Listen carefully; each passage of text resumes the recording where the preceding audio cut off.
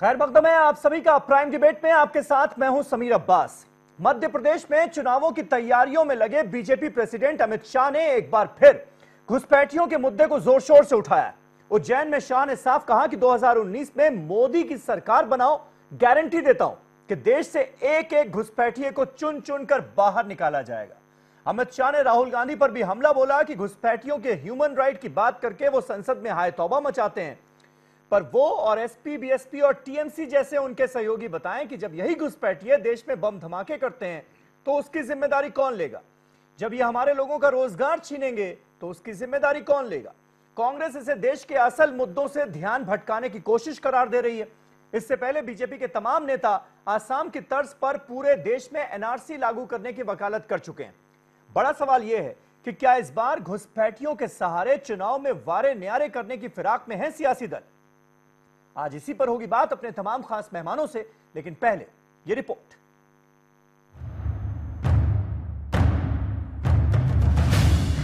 आसाम में मुसलमानों की वोटों के लिहाज से फैसलाकुन तादाद बीजेपी को हमेशा खटकती रही है। आसाम के तमाम मुसलमान बीजेपी की नजर में बांग्लादेशी दरअंदाज रहे हैं। शहरियत के कौमी रजिस्टर एनआरसी का मुसव्वदा आने के बाद तो बीजेपी लीडरों को 40 लाख मुसलमानों को बांग्लादेशी दरअंदाज करार देने का मौका हाथ आ गया है। हालांकि रजिस्ट्रार का साफ साफ कहना है कि जिनके नाम एनआरसी में शामिल होने से छूट गए हैं उन्हें अपनी शहरियत साबित करने का मौका मिलेगा और ये अमल आसाम में जारी है। मरकजी वजीर दाखिला राजनाथ सिंह वाज़े अल्फाज में ये यकीन दहानी करा चुके हैं कि जिन अफराद के नाम एनआरसी मुसव्वदे में नहीं है उन्हें मुनासिब मौका दिया जाएगा। सुप्रीम कोर्ट ने भी इस मामले में मुदाखलत करते हुए ऐसे अफराद को माकूल मौका देने की बात कही है जिनके नाम एनआरसी में शामिल नहीं है। लेकिन बीजेपी सदर अमित शाह इन 40 लाख अफराद को दरअंदाज करार दे रहे हैं। इस मामले में हुकूक इंसानी की बात करने वाले भी बीजेपी लीडर के निशाने पर हैं। अमित शाह की हर तकरीर में आजकल आसाम के उन मुसलमानों को मुल्क से बाहर निकालने की बात शामिल होती है जिनके नाम एनआरसी के मुसव्वदे में शामिल नहीं है। सुरक्षा होनी चाहिए या नहीं होनी चाहिए? पीछे नहीं बोल रहे, जोर से बोलो, होनी चाहिए या नहीं होनी चाहिए? मित्रों, घुसपैठिए देश में जो घुसे हैं वो घुसपैठिए दीमक की तरह देश की सुरक्षा को चाट गए। यहाँ बम धमाके करते हैं, गोलियां चलाते हैं, निर्दोष लोगों की हत्याएं करते हैं। घुसपैठियों को निकालने के लिए देश के प्रधानमंत्री एनआरसी लेकर आए, सिटीजन रजिस्टर लेकर आए। कांग्रेस के राहुल बाबा एंड कंपनी ने हाय तौबा मचाई। सारे सपा, बसपा, कांग्रेस, डीएमके, कम्युनिस्ट सारे छातियां पीटने लगे जैसे उनकी नानी मर गई। कि मत निकालो। पूरी राज्यसभा, पूरी लोकसभा सर पे ले ली कि इनको मत निकालो। मोदी जी कहां जाएंगे, क्या खाएंगे, क्या पिएंगे, कहां रहेंगे? ये सारे जो आलिया मालिया जमालिया घुसे हैं ना, भारतीय जनता पार्टी की सरकार ने आसाम के अंदर एनआरसी बनाया, 40 लाख लोगों को चिन्हित किया है, उनकी जांच होकर देश के बाहर निकालने का काम है। बीजेपी मुसलमानों से मुताल्लिक हर इशू को फिरक़ेवाराना रंग देकर इसका सियासी फायदा उठाने की कोशिश करती है। अब तो राजस्थान, मध्य प्रदेश, छत्तीसगढ़, तेलंगाना और मिजोरम में इलेक्शन भी होने वाले हैं। वो कहते हैं कि मध्य प्रदेश, राजस्थान में हमारी सरकार आएगी। अरे राहुल बाबा, स्वप्न देखना है तो देखिए, मगर सेक चलने की तरह न देखिए, जरा जमीन पर बैठकर तो स्वप्न देखा करिए। गैर मुल्की दरअंदाजों की मुल्क में कोई जगह नहीं होनी चाहिए, इस बात से किसी को इनकार नहीं है, लेकिन दरअंदाज के नाम पर मुल्क के हकीकी शहरियों को भी तो निशाना नहीं बनाना चाहिए। जब तक आसाम में हतमी तौर से ये साबित ना हो जाए कि कौन हकीकी हिंदुस्तानी शहरी है और कौन दरअंदाज, इस मामले को सियासत से आलूदा नहीं किया जाना चाहिए। दरअंदाजी के मामले में अहले वतन के जज्बात भड़काकर वोट हासिल करने की कोशिश को कतई जायज नहीं ठहराया जा सकता। Bureau report, news 18 Urdu.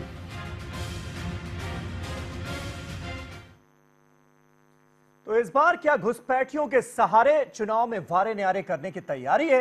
यह है हमारा आज का सवाल। तमाम खास मेहमान हमारे साथ जुड़ चुके हैं। हमारे साथ सुदेश वर्मा साहब मौजूद हैं, भारतीय जनता पार्टी के नेशनल स्पोक्स पर्सन हैं। प्रेमचंद गुप्ता साहब आज पटना से हमारे साथ जुड़ रहे हैं, जो कि कांग्रेस पार्टी के नेशनल स्पोक्स पर्सन हैं। थोड़ी देर में आपको स्क्रीन पर नजर आएंगे। सोमनाथ सिंह रॉय साहब हमारे साथ जुड़ चुके हैं, टीएमसी तृणमूल कांग्रेस ममता बनर्जी की पार्टी, उसका रुख रखने के लिए सीधे कोलकाता से। हमारे साथ डॉक्टर शुरवो कमल दत्ता मौजूद हैं, जो कि पॉलिटिकल एनालिस्ट हैं और साथ ही साथ आसाम के मामलों पर बड़ी गहरी पकड़ रखते हैं, वहीं से आते हैं। गुलरेज शेख साहब हमारे साथ मौजूद हैं, जो कि संघ का रुख रखेंगे, आरएसएस का रुख रखेंगे, मुस्लिम राष्ट्रीय मंच से जुड़े हुए हैं। और असद खान फलाही साहब भी बस चंद पलों में इस डिबेट को ज्वाइन करेंगे, जो कि मुस्लिम स्कॉलर हैं, इस्लामिक स्कॉलर हैं। तो गुलरेज शेख साहब, क्योंकि ये जो बयान बीजेपी अध्यक्ष का आया है, ये इंदौर का ही है, इंदौर ही वो पहुंचे हुए थे, इंदौर, उज्जैन, और वहां पर जिस तरह से उन्होंने अपने बीजेपी कार्यकर्ताओं को संबोधित किया, वहां पर उन्होंने ये बयान दिया। क्या मकसद है? जज्बातों के साथ खेलने की कोशिश हो रही है क्या इस बार घुसपैठियों के नाम पर? नहीं, देखिए, इसमें जज्बातों का कोई विषय नहीं है। विषय यह है कि यदि भारत से घुसपैठियों को हटाना है तो उसके लिए आवश्यकता है पॉलिटिकल विल की और पॉलिटिकल डिटर्मिनेशन की, जो आज तक नहीं दिखी थी अनटिल एंड अनलेस कि नरेंद्र मोदी की सरकार आई और असम में हमारी सरकार बनी। आप देखिए, ये मसला आज का नहीं है। 1931 में जब सीएम मुलर अंग्रेज थे, जो कि वो जनगणना अधीक्षक थे, तो उन्होंने अपनी रिपोर्ट में कहा था कि लगभग पिछले 25 वर्षों से जिस प्रकार से इन्फ्लक्स, राजीव गांधी जब प्राइम मिनिस्टर थे। सर मैं आपको बताऊं सही, नहीं, राजीव गांधी ने तो असम अकॉर्ड साइन किया था, मैं तो उसके पहले से जा रहा हूं। देखिए, थोड़ा आपको ऐतिहासिक बैकग्राउंड में भी जाना पड़ेगा उसके कि 1931 में जो जनगणना अधीक्षक थे, फैसला लिया गया। तो जो फैक्ट्स रखे जाए ना, वो सही रखे जाएं, सियासत अपनी जगह है। हाँ, अपडेट करने का नहीं, तो मैं फैक्ट बिल्कुल सही रख रहा हूं सर। तो फिर फैक्ट आप ये भी सुनिए कि 1996 में इलेक्शन कमीशन ऑफ बांग्लादेश ने खुद ने लाखों की संख्या में बांग्लादेशियों का नाम अपने खुद के रजिस्टर से हटाया, यह कहकर कि ये लोग तो इंडिया माइग्रेट हो चुके हैं। सन 2000 में सीमा प्रबंधन टास्क फोर्स के जो अध्यक्ष थे मधुर गौड़ बोले, उन्होंने सन 2000 में यह कहा था कि 1.5 करोड़ बांग्लादेशी घुसपैठिए भारत में नाजायज तरह से रह रहे हैं। 1995 में जब पीवी नरसिम्हा राव की सरकार में पीएम सईद साहब गृह मंत्री थे भारत के, तब उन्होंने कहा था कि लाखों की तादाद में बांग्लादेशी घुस रहे हैं भारत में, वो भारत सरकार के लिए यह चिंता का विषय है। 1997 इंद्रजीत गुप्ता, ये सब लोग भाजपा के नहीं है, उन्होंने लिखित में संसद को जवाब दिया था कि 1.5 करोड़ की संख्या में भारत में बांग्लादेश के घुसपैठिए आज भी रह रहे हैं। और 2005 में मनमोहन सिंह जी ने, आपने बिल्कुल सत्य कहा कि अपडेशन ऑफ नेशनल सिटीजन जो चार्टर रजिस्टर है, उसका अपडेशन का आदेश दिया था, परंतु सोनिया मैया के जो पट्टे बैठे हुए थे वहां पर असम में तरुण गोगोई जी, वो 10 वर्ष तक उस फाइल पे बैठे रहे। अंतोगतवा 2015 में जब सुप्रीम कोर्ट का निर्देश आया और हमारी सरकार असम में आई, तो हमने देश से सफाई करने का काम आरंभ किया। भारतीय जनता पार्टी की सरकार और हमारे जो कुछ विचारक हैं वहां पर, उन लोगों ने इतना माददा दिखाया कि हम कर सके।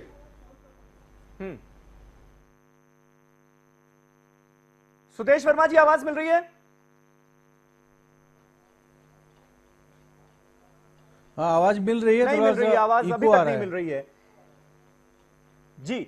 सुदेश जी, मेरा सवाल आपसे यह है कि जिस तरह से ये घुसपैठियों के मुद्दे को उठाया जा रहा है, क्या आपको नहीं लगता कि फैक्ट्स जो हैं वो अलग रह गए हैं और जज्बातों भरे जो बयान दिए जा रहे हैं वो बिल्कुल फ्रंट पर आ गए हैं? अब जैसे अमित शाह बार बार जिक्र कर रहे हैं, आपकी पार्टी के अध्यक्ष, कि भाई 40 लाख घुसपैठियों की हमने पहचान कर ली आसाम में, और जो टीएमसी हैं, जो कांग्रेस हैं, ये लोग हाय तौबा मचाने लगते हैं। तो क्या आपको नहीं लगता कि अपनी सियासत चमकाने के लिए सिर्फ और सिर्फ आप आसाम के उन 40 लाख लोगों पर एक तरह की तोहमत लगा दे रहे हैं? क्योंकि अभी तो यह फैसला होना है कि उसमें से कितने लोग सही हैं, कितने लोग गलत हैं। 40 लाख घुसपैठियों का डेटा कहां से आ गया?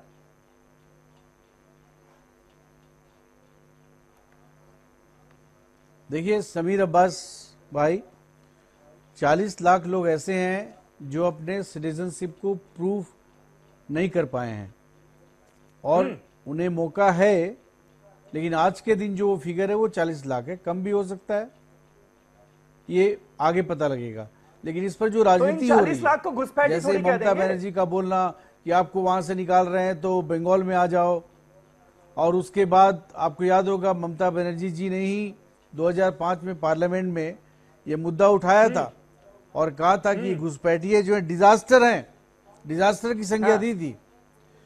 कांग्रेस ने 1985 में असम एकॉर्ड साइन किया था और असम एकॉर्ड साइन करने के बाद उसका ये मैंडेट है कि इनको जो इलीगल माइग्रेंट्स हैं उनको आइडेंटिफाई करके उनके नाम को डिलीट करना है इलेक्टोरल रोल से और डिपोर्ट करना है, क्योंकि ये हमारे राजनीति को, हमारे डेमोग्राफिक ट्रांजिशन को इस तरह से बदल रहे हैं कि बहुत सिक्योरिटी थ्रेट है, असम में कल्चरल थ्रेट है, और ये हमारा एक कमिटमेंट है असम के लोगों से। हम पूरी जनसंख्या को बर्बाद नहीं होने देंगे क्योंकि एक जगह के लोग आके इलीगल माइग्रेंट्स के रूप में। इसमें एक देखिए जरूरी है हम लोगों को डिफरेंस करना, ये रिफ्यूजीज नहीं है।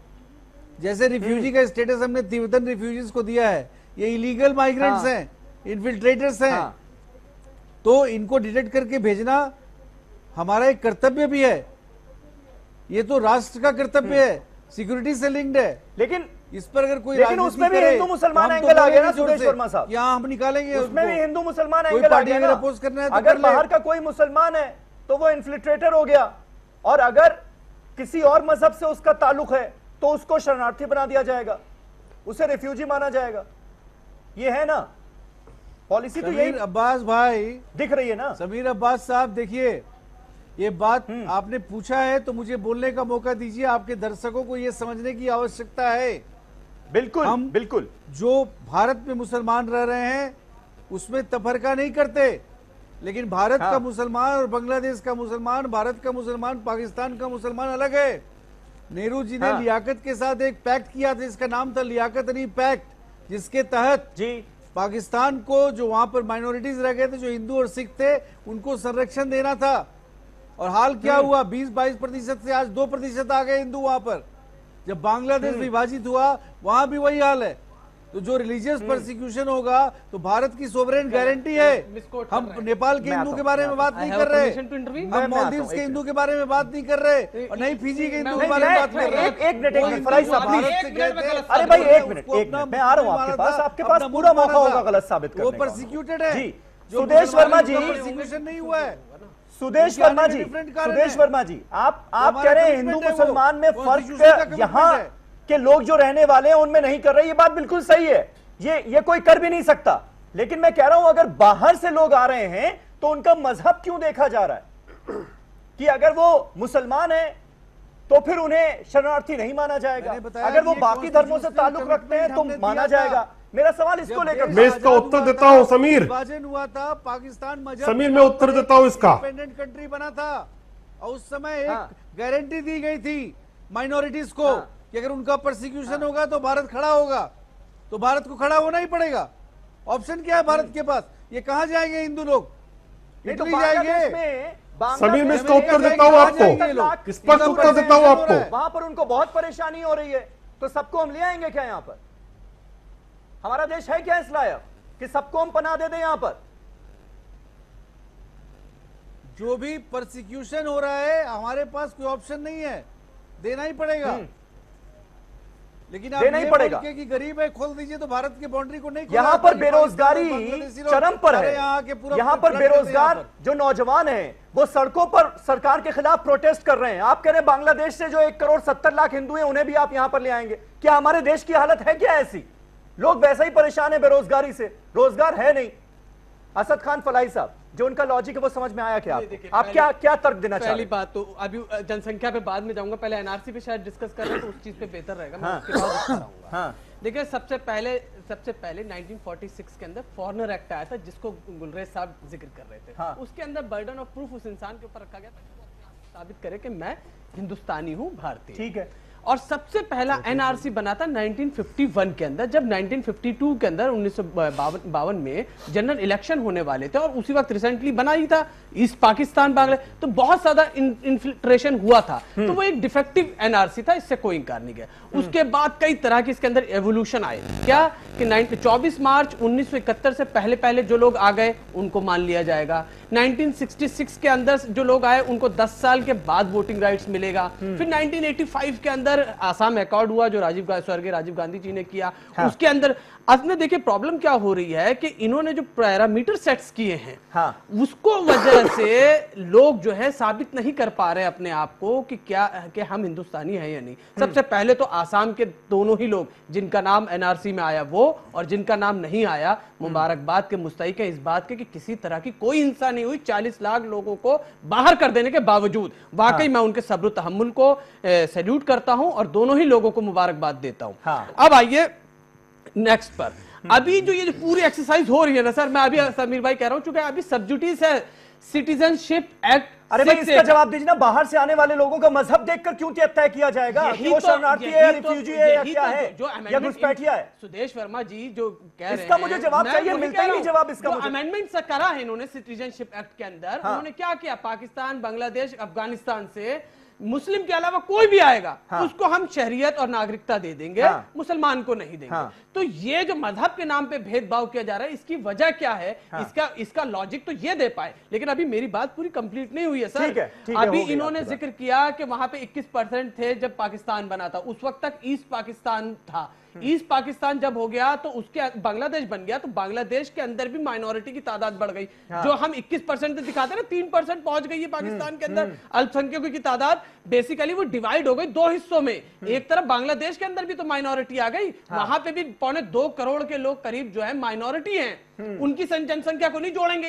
ये वो दिखाएंगे कि वहां पे प्रताड़ित किया जा रहा है, वहां वो किया जा रहा है। बिल्कुल छुटपुट इंसिडेंट्स हर जगह होते, क्या हिंदुस्तान में मुसलमानों के साथ नहीं हो रहे? हाँ। तो इसी तरह वहां पे भी हो रहे, इस चीज से इंकार नहीं किया। लेकिन ये कहना कि उनको जरूरत से ज्यादा प्रताड़ित किया जा रहा है और हम सबको वेलकम कर लेंगे, हाँ। तो सर हमारे यहाँ वैसी रिसोर्सेज लिमिटेड हैं, हम कितनों को अपने अडॉप्ट करेंगे? हमारे यहाँ लोग वैसे बेरोजगार। ठीक है, सोमनाथ सिंह रॉय हमारे साथ मौजूद हैं। सोमनाथ जी, साबित करने की देखिए ये कोशिश की जा रही है कि भाई जो घुसपैठिए हैं जो यहां पर हिंदुस्तान में रह रहे हैं, वो कहीं ना कहीं बेरोजगार के नजरिए से देखा तो भाई जो हिंदुस्तानी नौजवान है उनका हक कहीं ना कहीं मार रहे हैं, प्लस सिक्योरिटी थ्रेट भी है।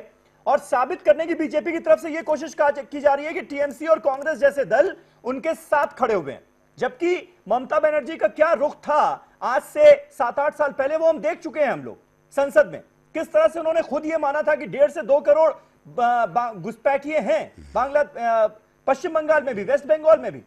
तो अब क्या आपकी पार्टी की लाइन चेंज हो गई है? अब क्या आप इस सच्चाई को नहीं मानते? नहीं, मैं तो कह रहा हूं कागज के पन्ने फाड़ के सभापति की चेयर में फेंके गए थे जी। अभी मैं बताऊं, अभी मैं बोलूं, प्लीज अलाउ मी। मैं बोल रहा हूं, देखिए बीजेपी वोट के लिए कुछ भी कर सकता है, ये मेरा बात नहीं है। ये नितिन गडकरी ने कुछ दिन पहले बताया कि हम लोग को मालूम ही नहीं था 2014 इलेक्शन में हम लोग जीतूंगा, इसीलिए हम लोग बोला था हाँ हम अगर पावर में आएंगे तो चांदी का, सोने का थाले में चांदी का रोटी खिलाएंगे आप लोगों को। 1 मिनट सोमनाथ सिंह, ये टेप फॉल्स प्रूव हो चुका है। Please don't quote something which is going to be incorrect. 1 minute हमको अलाउ तो कीजिए। ये टेप डिनाई हो चुका है। राहुल गांधी कटघरे में खड़े हैं।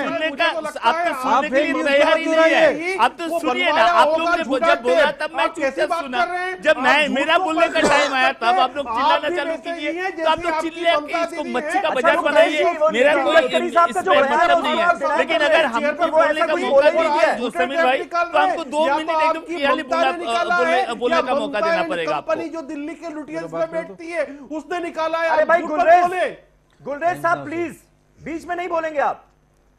सोमनाथ जी का कहने अभी समीर भाई करके आप लोग अभी झूठ बोल रहे हैं सोमनाथ जी। सोमनाथ सिंह रॉय बोलिए आप। मैं कहां झूठ बोला? नितिन गडकरी का बात मैंने बोला, मैंने कुछ झूठ नहीं बोला। मैंने अमित शाह जी का बात बोल रहे हैं, अमित शाह जी बोला था हाँ 15 लाख का बात जो किया था झूठ बोल रहे हैं, नरेंद्र मोदी ने 2 करोड़ आदमी का नौकरी का बात जो किया था वो इलेक्शन का जुमला था। ये अमित शाह ने बोला, मेरा बात नहीं है। आज भी इलेक्शन में आप लोग मालूम है, आप लोग इलेक्शन में जीतने के लिए कुछ भी कर सकते हैं। आप लोग को जब लगा कि लोकसभा में यूपी में 80 सीट से 70 सीट मिलना चाहिए तब वो अपन धरना लगाया। आप लोग आम आदमी को खून के लिए में पीछे नहीं हटते।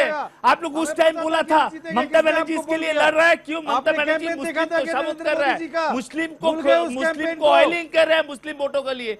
जब देखा वहां पर भी हिंदू का वोट हिंदू ज्यादा है 40 लाख से, तब आप लोग लाइन चेंज कर दिया। तब आप लोग बोल रहा था नहीं ममता बनर्जी मुस्लिम नहीं, मतलब बनर्जी भारत का खिलाफ है, पाकिस्तान का दलाल है। आप लोग तो यही कह के ममता बनर्जी को सिर्फ काली लगाने के बैठा है, लेकिन हकीकत है जहां पर भी आम आदमी परेशानी में आएगा वो इंडियन होगा, तब भी ममता बनर्जी और तृणमूल कांग्रेस वहां पर खड़ा होगा। आप लोग 40 लाख आदमी का बात कर रहे हैं, राष्ट्रपति का फैमिली क्या घुसपैठी है, बांग्लादेश से आए हुए घुसपैठियों के साथ आप खड़े हैं नहीं खड़े? उस लोग का पास पासपोर्ट है, उन लोग का पास वोटर आई कार्ड है, क्लियर कीजिए। मुस्लिम करके आप लोग हिंदू मुस्लिम विभाजन करके इंडिया में पावर में नहीं आ सकते, ये आप लोग को मालूम है।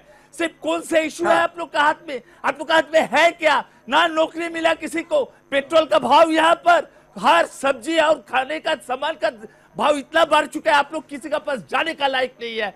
किसानों का ऋण मौकूफ नहीं किया, आप लोग सिर्फ ये हिंदू मुस्लिम करके फिर वोट में जीतना चाहते हैं। ममता बनर्जी को मुस्लिम बनाने की कोशिश कर रहे हैं, देश की जनता सब समझती है, कोई प्रॉब्लम नहीं है। फिर भी बोल रहा हूँ जो इंडियन है असली इंडियन है, आपको लगता है इंडिया में हिंदू या सिर्फ ये चुनावी जुमला बनकर रह जाएगा जिसका वो जिक्र कर रहे थे कि इससे पहले वो उन्होंने कहा कि भाई 2014 में तो हम आने वाले नहीं थे, इसलिए हमने तरह तरह के वादे कर डाले। अब कोई हमसे पूछता है कि उन वादों का क्या हुआ तो हम हंसते हैं और आगे बढ़ जाते हैं।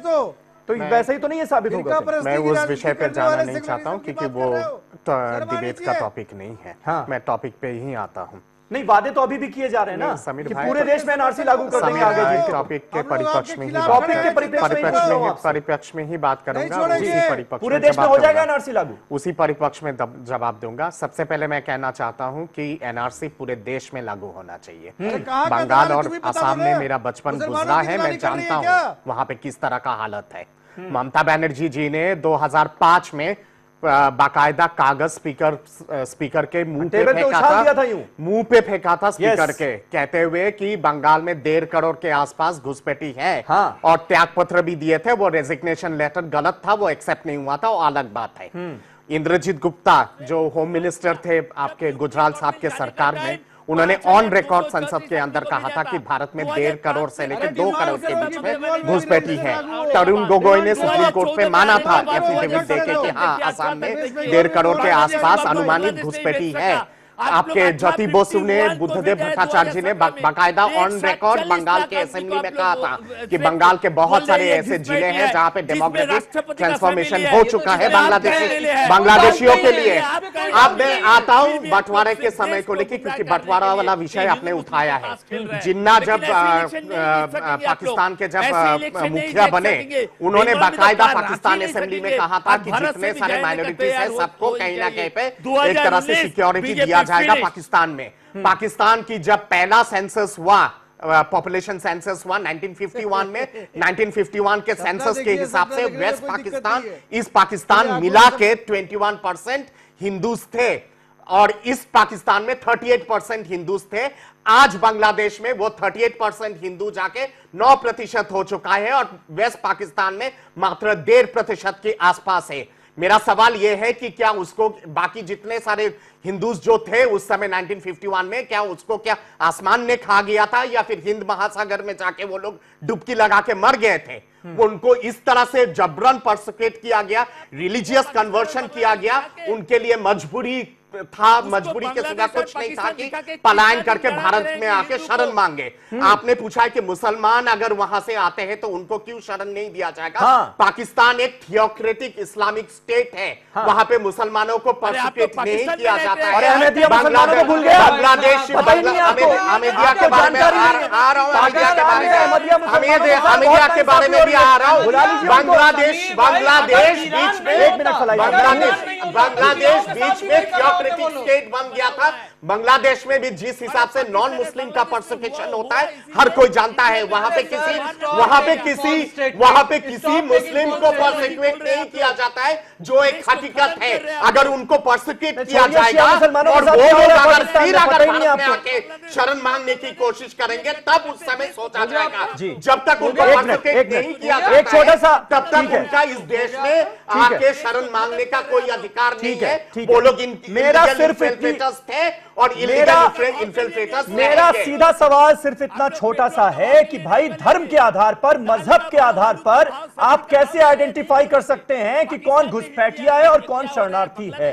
अगर आप सिर्फ और सिर्फ मजहब को आधार बनाएंगे तो फिर आपका लॉजिक समझ में नहीं आएगा। पाकिस्तान में अहमदिया मुसलमानों के साथ, शिया मुसलमानों के साथ भी बहुत नाइंसाफियां हो रही हैं। आप बुला के रख लेंगे क्या उनको, जो आपको बांग्लादेश में हिंदुओं के साथ अत्याचार होता हुआ नजर आ रहा है? सिर्फ यह सवाल है। एक छोटा सा ब्रेक, सुदेश वर्मा जी से मैं इसका जवाब चाहूंगा तफसील से। एक छोटा सा ब्रेक फौरन हो रहे हैं हाजिर, कहीं ना जाइएगा।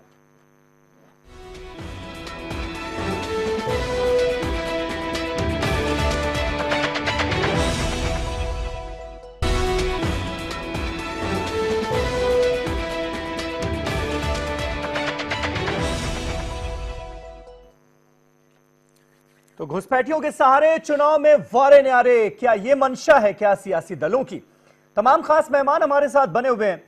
सुदेश वर्मा साहब भारतीय जनता पार्टी से मौजूद हैं। सुदेश जी, ब्रेक से पहले बहुत सारे सवालात उठे, लेकिन लबोलुआब ये है कुल मिलाकर, और मैं बता दूं प्रेमचंद मिश्रा साहब भी हमारे साथ जुड़ गए हैं कांग्रेस पार्टी से। सुदेश जी, एक छोटा सा जवाब लेकिन दे दीजिए, क्योंकि ये जो रिलीजियस बायसनेस एक नजर आ रही है ना इस पूरी पॉलिसी में, उसको लेकर बहुत सारे सवाल हुए, उसको लेकर जवाब दे दीजिए, फिर मैं प्रेमचंद जी के पास जाता हूं। कांग्रेस पार्टी से जुड़ गए हमारे साथ। देखिए समीर भाई, इसमें कोई परेशानी नहीं है। अगर समझना चाहेंगे आपके पैनलिस्ट तो ये कोई ऐसा नहीं है जो हम छुपा रहे हैं। ये देखिए जी, हिंदूज चूंकि माइनॉरिटीज में हैं पाकिस्तान में और बांग्लादेश में, पाकिस्तान का विभाजन हुआ था, उसमें एक लियाकत पैक्ट हुआ था, उसमें हमने जब गारंटी दी थी कि मुसलमान यहाँ सेफ रहेंगे, वही गारंटी वहां के हिंदू सिख्स को भी मिली थी, और सोवरेन गारंटी थी कि अगर उनका परसिक्यूशन होगा तो चूंकि हमारे लोग वहां थे तो भारत को देना ही है उनको, कॉन्स्टिट्यूशनल गारंटी है, भारत उसको ना नहीं बोल सकता अगर परसिक्यूशन होगा तो। और ये एक फैक्ट है कि पाकिस्तान में परसिक्यूशन हुआ है। अभी तो देखिए रोहिंग्या मुसलमान लोग भाग रहे थे वहां से, उसके बाद रिफ्यूजी ने उसमें भी हिंदुओं को मारा है, इतना परसिक्यूशन है। तो हिंदूज को और जो मुस्लिम से डिफरेंट ट्रीट करना ही पड़ेगा आपको, आपके पास ऑप्शन नहीं है। एक कॉन्स्टिट्यूशनल गारंटी है क्योंकि वहां माइनॉरिटी है, वो उस आपको कॉन्स्टिट्यूशनल तरीके से सोचना होगा। ये हमारा कमिटमेंट है, नेहरू जी का दिया हुआ वायदा है, हमको निभाना होगा वो। ठीक है, ठीक है। प्रेमचंद मिश्रा साहब कांग्रेस पार्टी के स्पोक्स पर्सन हमारे साथ जुड़ चुके हैं। प्रेमचंद मिश्रा जी, ये घुसपैठियों के मुद्दे को जिस तरह से मध्य प्रदेश, छत्तीसगढ़, राजस्थान, हर जगह बीजेपी की तरफ से मुद्दा बनाया जा रहा है, क्या आपको लगता है ये भारी पड़ सकता है कांग्रेस पार्टी पर? क्योंकि सीधे सीधे अमित शाह कह रहे हैं कि भाई कांग्रेस, टीएमसी, एसपी, बीएसपी जैसे दल घुसपैठियों के साथ खड़े हुए नजर आते हैं, वो उनके ह्यूमन राइट्स की बात करने लगते हैं। अब अगर वो आकर यहां पर बम फोड़ेंगे या हमारे लोगों का रोजगार खा जाएंगे तो जिम्मेदारी किसकी होगी?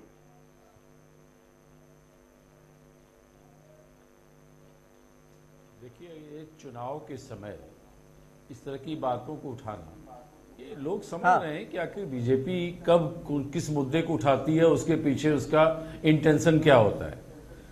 मध्य प्रदेश, राजस्थान और छत्तीसगढ़ के चुनाव इन मुद्दों पर नहीं लड़े जा रहे, वहां की सरकार की विफलताओं पर ये चुनाव हो रहे हैं। लेकिन आपको कहीं न कहीं तो आप वो पॉलिटिक्स करते हैं जिसके डायरेक्शन ध्रुवीकरण की ओर जाए। मैं समझता हूं देश में अगर कोई इलीगल तरीके से रह रहा है या कहीं आपको लगता है कहीं अपराध हो रहा है, कहीं गैर कानूनी हरकत हो रही है, तो सरकार क्यों होती है? सरकार उन्हीं चीजों के लिए होती है। लेकिन यहाँ तो सरकार ये मारपीट के लोगों को, एक दूसरे प्रांत के लोग के हैं तो भगाओ, और सरकार चुपचाप बैठ के देख रही है। तो ये इन लोगों का एक पुराना हथकंडा है। मैं समझता हूं इन राज्यों के विधानसभा चुनाव के समय ये सब कोई इशू नहीं है। राज्य की जनता वहां मन बना चुकी है कि हमें भारतीय जनता पार्टी को परास्त करना है और कांग्रेस की सरकार बनानी है। अब ये बेचैनी में है तो कभी बंगाल का इशू उठाएंगे, कभी केरल की बात करने लगते हैं, कभी कश्मीर की बात करते हैं। इनका अपना कुछ मौलिकता बचा नहीं है। और सबसे बड़ी चीज है कि जो वायदे बड़े बड़े वायदे करके सत्ता में आए वो तो कुछ दिशा में कर नहीं पाए। आज शिक्षा रोजगार पर कभी बात नहीं करते हैं, इनकी बातें कहां होती हैं। सिर्फ धार्मिक उन्माद के अलावा इन लोगों ने कभी कोई राजनीति की ही है नहीं। अब अपनी तमाम विफलताओं को छुपाने के लिए ऐसा एजेंडा लेकर आते हैं जो एजेंडा पोलराइज करने के लिए उठाया जा रहा है, करे ये अनावश्यक सोसाइटी को। बोलो या ठीक है, बिल्कुल बिल्कुल। और क्या पर्पस हो सकता है? इनको बताना चाहिए कि इनकी सरकार ने मध्य प्रदेश में क्या किया, मध्य प्रदेश में क्या किया करने के लिए किया था। मतलब घुसपैठियों को रोकना एक सफलता नहीं है, घुसपैठियों को रोकने के लिए कानून लाना सफलता नहीं है, देश के बाउंड्री के बारे में सोचना, सॉवरेनिटी को स्ट्रॉन्ग करना सफलता नहीं है।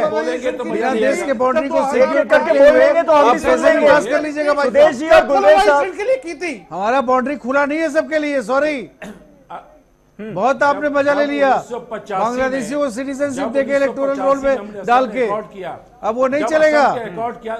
सुनिए प्रेमचंद मिश्रा जी बताइए ना, बांग्लादेशी घुसपैठियों को वापस डिपोर्ट करने के हक में है आप?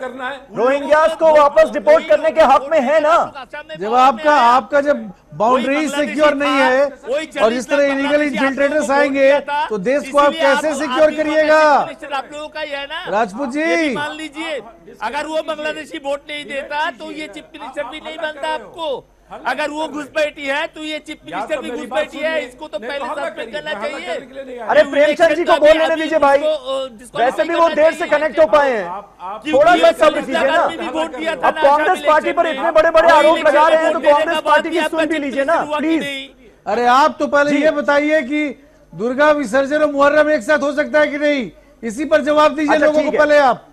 अरे ठीक है, दुर्गा विसर्जन और मुहर्रम एक साथ हो सकता है कि नहीं? एक साथ हो सकता है, क्यों नहीं हो सकता है? आपने दुर्गा विसर्जन रुकवा दिया था ना कि एक साथ हो। अच्छा ठीक है, वो मुद्दा नहीं है ममता ना बनर्जी भाई, तो कभी नहीं चाहती है कि वो एक मुद्दा साथ नहीं हो। है। जब ये चुनाव आते ना तो फिर हर चीज में दिक्कत हो जाती है, वरना हिंदू मुसलमान सब मिलकर रहते हैं। टीएमसी के जो वही कहते हैं, जब इस तरह की बातें जब सोसाइटीज में ज्यादा होने लगे ना तो देख लो कैलेंडर की कहीं चुनाव तो नहीं है नजदीक। टीएमसी इसीलिए कहा जाता है टीएमसी के प्रतिनिधि, सब लोग मत बोलिए, सब लोग मत बोलिए, एक मिनट दत्ता जी। टीएमसी के प्रतिनिधि जो इतने छाती फाड़ के बोल रहे हैं कि अगर वहां से अगर हिंदू है पूर्व बांग्ला से और वो घुसपैठी नहीं है, वो रिफ्यूजी है। अरे ममता बनर्जी जी की ओरिजिन कहां से है?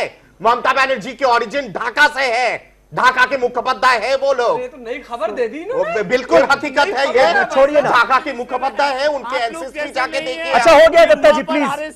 सिंगर रॉय साहब एक मिनट रुक जाइए। प्रेमचंद ममता बनर्जी अरे सिंगर रॉय साहब प्लीज सुन लीजिए दूसरों को भी। আপনি মিথ্যে কথা বলছেন কেন? সত্যি কথা বলুন আপনি। ममता बनर्जी মিথ্যে কথা বলবেন না। समझ आ जाए थोड़ी। अब आप लोग সত্যি কথা বলার अब आप लोग बंगाली में इस तरह से एक दूसरे की लानत बनानत करने लगेंगे तो मुझे पता भी नहीं चलेगा कि बोल क्या रहे हैं। तुष्टीकरण की राजनीति किए हैं। जब तुष्टीकरण चौपट हो गया बंगाल में तो फिर 27 करोड़ दुर्गा पूजा में देने की आवंटन करने की बात कर रहे थे सरकारी खजाने से, और कोलकाता हाई कोर्ट ने फटकार लगा दिया उसके बाद। दत्ता जी हो गया, आपकी क्या राजनीति है? हो गया, ये गलत तरीका है, ये गलत तरीका है। प्रेमचंद जी देखिए बड़े धैर्य से सुन रहे हैं आप सबको, मुझे लगता है आप लोगों को बोलने का मौका देना चाहिए, उनको सुनिए जरा, इतने बड़े बड़े आरोप लगा रहे, सुन रहे नहीं है। प्रेमचंद जी जवाब दीजिए, आप घुसपैठियों पर क्या पॉलिसी है? आप लोग चाहते हैं ना कि बांग्लादेशी घुसपैठी जो है उन्हें डिपोर्ट किया जाए, रोहिंग्यास को डिपोर्ट किया जाए, या फिर कोई और पॉलिसी है आपकी? नहीं, हमारी कोई पॉलिसी नहीं है। इन्होंने 85 में असम एकॉर्ड पर भी सवाल उठाया, उसमें असम की क्या हालत थी? वहां असम में शांति स्थापित करना हमारा प्राइम एम था और हमने असम में समझौता करके वहां पर शांति व्यवस्था कायम किया। हमने मिजोरम में अपनी सरकार को गंवा के वहां पर लाल डेंगा से समझौता किया था ना, हमने अपने सीएम को स्टेप डाउन कराया। तो हमारा प्रायोरिटी उस इलाके में नॉर्थ ईस्ट के एरिया में शांति स्थापित करना था। हम वहां पर राजनीति नहीं करते, अगर राजनीति करना होता तो हम अपनी सरकार को स्टेप डाउन नहीं कराते। तो इनकी सोच कुछ और है। तरुण गोगोई ने आईएमडीटी एक्ट को क्यों खारिज किया था? इसका जवाब दे दीजिए। सुनिए, आईएमडीटी एक्ट को क्यों खारिज किया था तरुण गोगोई ने? पूछ लिया ना आपने बीच में, जिसमें सुप्रीम बीच कोर्ट में ने घुसकर सवाल पूछ लिया ना, आप चुप हो जाइए भाई, पुनर्जीवित किया था। अरे भैया एक मिनट जी। मुझे सिर्फ एक लाइन अगर बीजेपी के प्रवक्ता लोग जो बैठे हैं या उनके समर्थक ये बता दे कि आज ठीक मध्य प्रदेश के चुनाव, राजस्थान के चुनाव घोषणा होने के बाद आखिर अमित शाह जी को इस तरह की बात करने का आज जरूरत क्यों पड़ गई? वो बताए ना कि मध्य प्रदेश में उनकी सरकार ने क्या काम किया है, राजस्थान में उनकी सरकार ने क्या काम किया है, किसान आत्महत्या कर रहे हैं, किसानों पर गोली चलाए हो तुम लोगों ने, क्या बात कर रहे हैं? वो चावल बताइए गुलरेज शेख साहब, जवाब दीजिए इसका।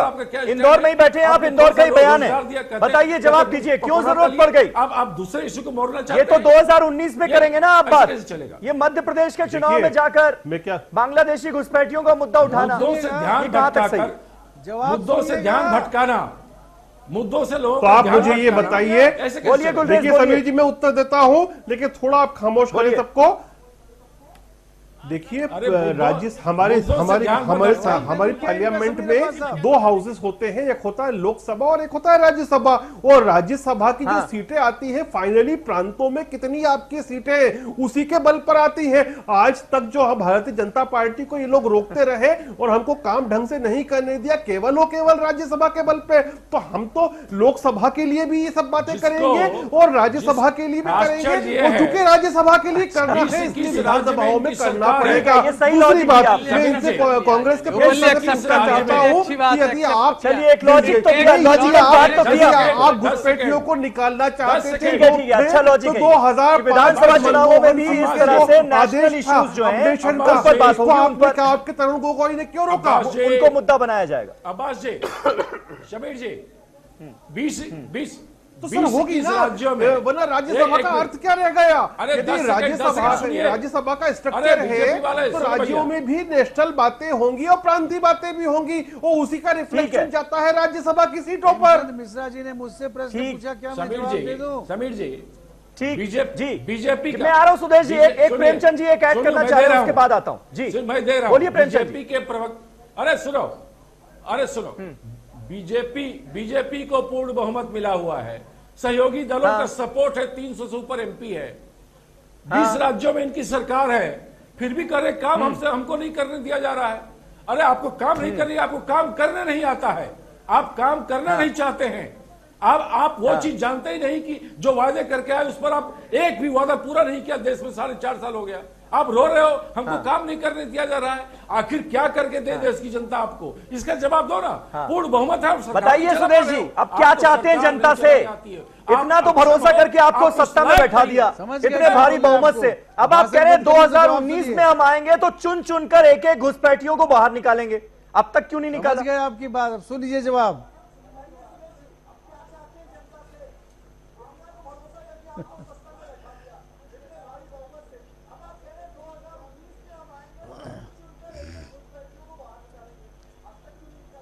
देखिए निकालने का सिलसिला तो शुरू हो गया है ना समीर अब्बास साहब। हम तो इनको एक्सपोज करेंगे ना कि इन्होंने अपना स्टैंड कैसे बदला है। असम अकॉर्ड किसने साइन किया था? इन्होंने साइन किया था।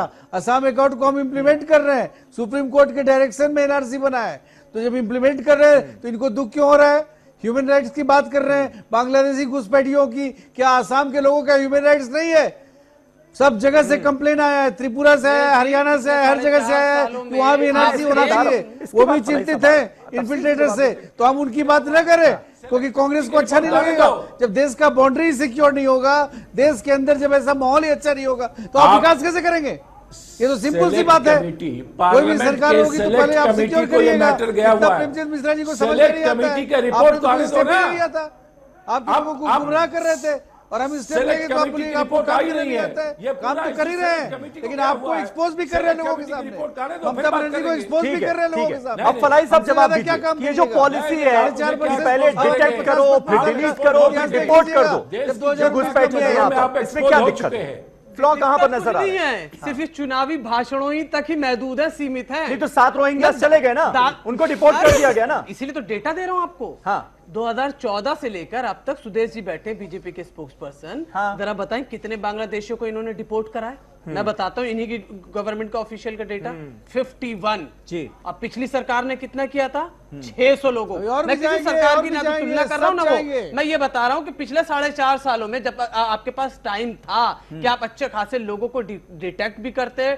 डिपोर्ट भी करते और डिलीट भी करते, तो आपने सिर्फ 51 ही तक रह गए और पिछली सरकार ने आपसे ज्यादा कर दिए।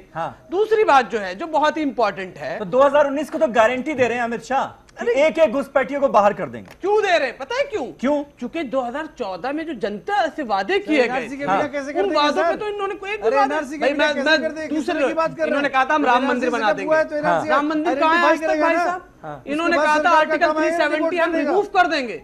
तो जुमला है ये भी जुमला है आपके साथ। इन्होंने सारे जुमले तो अभी तक, और क्या है एक और इन्होंने कहा था कि हम यूनिफॉर्म सिविल कोड लाएंगे, क्योंकि मुसलमानों के साथ ज्यादती इन्होंने की थी ना 22 ने, जो आप अभी बात कर रहे थे। यूनिफॉर्म सिविल कोड का अभी तक ड्राफ्ट भी नहीं तैयार कर पाए।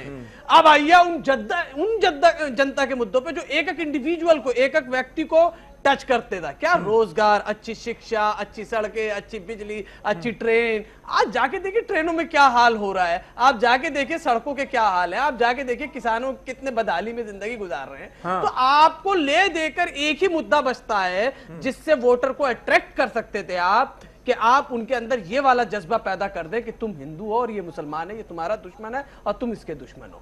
अब लेकिन भाई साहब बहुत पॉलिटिकली बहुत मैच्योर्ड इनफ हो गए हैं समीर भाई। अब जनता इनके बातों, इन बातों में नहीं आने वाली। एक आखिरी बात, अब्राहम लिंकन पॉलिटिकल सुविधा ज्यादा मिलेगा। अच्छा हाँ, मेरा पॉलिटिकल हो गया। तो एक आखिरी बात बोल देता हूँ बस उसके। अब्राहम लिंकन ने कहा था कि आप पूरी की पूरी जनता को सिर्फ एक ही बार बेवकूफ बना सकते हो किसी भी बात को लेकर। तो इन्होंने 2014 में कर लिया। बोलिए दत्ता जी, फिर सिंघा रॉय साहब जब बोलेंगे तो कोई नहीं बोलेगा। बोलिए दत्ता जी। इससे पहले तो जनता, इससे पहले आप बहुत पॉलिटिकल बयान दे चुके हैं, आप थोड़ा सा सुनने का भी धैर्य रखिए। आप मेरी बात का जवाब दें। इससे पहले तो जनता मतलब इंद्रपुरी में रह रहे थे, स्वर्ग में रह रहे थे, जनता के पास कोहिनूर का डायमंड था, सोने का खान था। ये तो आप बायस नहीं, तो हम गलत हैं। इतने शानदार था। 17 करोड़ अनएम्प्लॉयड लोग बाकायदा यूपीए सरकार ने छोड़ के गई थी।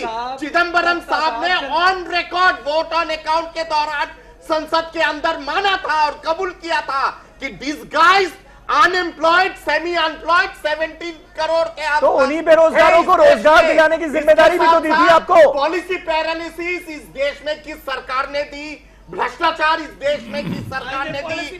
मिस गवर्नेंस इस सरकार ने की, किसने इस देश में दी?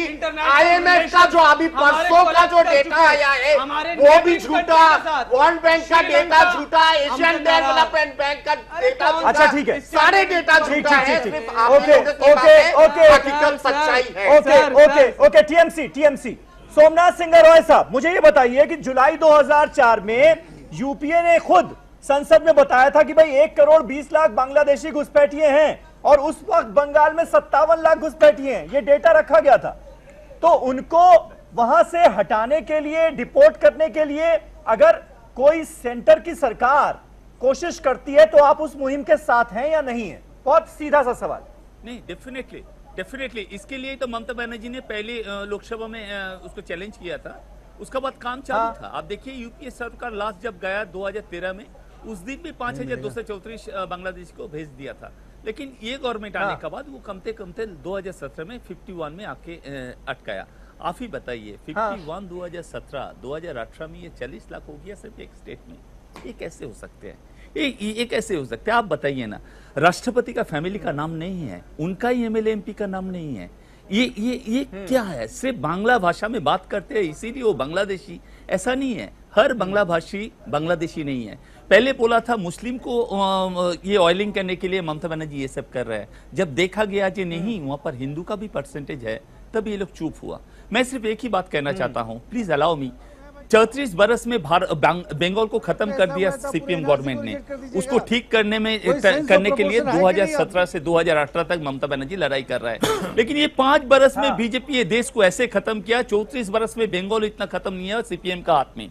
इसको रिपेयर करने के लिए ममता बनर्जी का लीडरशिप और जो सेकुलर पार्टी है सबको लीडरशिप को लेकर जैसे 34 बरस में ये सीपीएम को हम लोग ने हटाया, ये 5 बरस में जो देश का क्षति कर रहा है, देश को खत्म कर रहा है, इस लोगों को भी हटा के फिर जो शुद्धिकरण बंगाल में हो रहा है, ये शुद्धिकरण भारत में भी होगा। ये ममता बनर्जी और जो सेक्युलर पार्टी है सब एक साथ लीडरशिप देंगे। यहाँ पर हिंदू मुस्लिम अलग नहीं होंगे, यहाँ पर किसानों के ऊपर गोली नहीं चलेंगे, यहाँ पर हम लोग नहीं बोलूंगा 2 करोड़ आदमी को नौकरी दूंगा, हम लोग नहीं बोलूंगा 15 लाख रुपया हर अकाउंट में जमा होगा। हम लोग सिर्फ एक ही बात कहूंगा, यहाँ पर हम हिंदू मुस्लिम एक साथ रहेंगे, गरीब का खाना मिलेगा। पार्टी कह सकती है कि असल मुद्दे से ध्यान भटकाने की कोशिश है। ओ भाई साहब, आपको हिंदी समझ में नहीं आती, कब बोला था, दिखा दीजिए थोड़ा कहां बोला था। देखिए, सबसे बड़ी चीज है कि जो परिस्थितियां हैं, वो परिस्थितियां और इस तरह के इशू जो उठाए जा रहे हैं, निश्चित रूप से अपनी विफलताओं को ढकने का बीजेपी का ये एक कुत्सित प्रयास है। आम जनता इन चीजों को समझ रही है कि आखिर ये मुद्दे क्यों उठ रहे हैं, इस पर डिबेट क्यों हो रहा है, बाहर से आकर हमारा हक मार रहे हैं। सुनिए ना, हाँ यस, हाँ ये नहीं होना चाहिए। तो ये देखना किसका काम है? सरकार का काम है। आपने तो कुछ किया नहीं, आप इसे पॉलिटिकल इशू बनाते हैं, आप इसमें भी राजनीतिक रोटी सेकना चाहती है बीजेपी, वो गलत है। आप ये बताओ ना कि आपका एफर्ट क्या है। एक 70 साल तक अगर हमारी सरकार थी ना, तो हमने देश में विकास और प्रगति लाया, तभी बार बार जनता हमको चुनकर भेजती थी अपने मन से। जनता चुनकर, लेकिन आपको कभी दोबारा नहीं भेजा, आपको कभी दोबारा नहीं भेजा तो 70 साल में घुसपैठियों को 70 साल से 70 साल बोलते हैं ना, गोद में बिठा के वो देश में विकास और प्रगति लाया। आपके तरह देश का झूठ बोलते थे सुप्रीम कोर्ट में कि एक भी बांग्लादेशी आसाम में नहीं है। ठीक है 10 सेकंड में अगर आप दे पाए तो 10 सेकंड। ये जितनी भी एनआरसी पे ही हो रहा है ना, एनआरसी के कितने ही रजिस्टर बन जाए, कुछ भी नहीं हो जाए, मुझे ये बताइए इन 40 लाख लोगों को क्या हिंदुस्तान की सरकार गोली मार देगी क्योंकि बांग्लादेश इनको एक्सेप्ट नहीं करेगा? क्या ये बंगाल की खाड़ी में ले जाके इनको डाल देंगे? उनका क्या होगा, ये एक बड़ा सवाल है। चलिए बहुत बहुत शुक्रिया, बहुत बहुत शुक्रिया। वक्त मेरे पास खत्म हो चुका है, लेकिन अभी तो सिर्फ और सिर्फ इस मुद्दे पर सियासत नजर आ रही है। भेजने के नाम पर, डिपोर्ट करने के नाम पर वो 7 रोहिंग्या जरूर हैं जिन्हें म्यांमार डिपोर्ट किया गया है। बहुत बहुत शुक्रिया आप सभी का। फिर एक नए टॉपिक पर आपसे मुलाकात होगी डिबेट में, तब तक के लिए शब बखैर।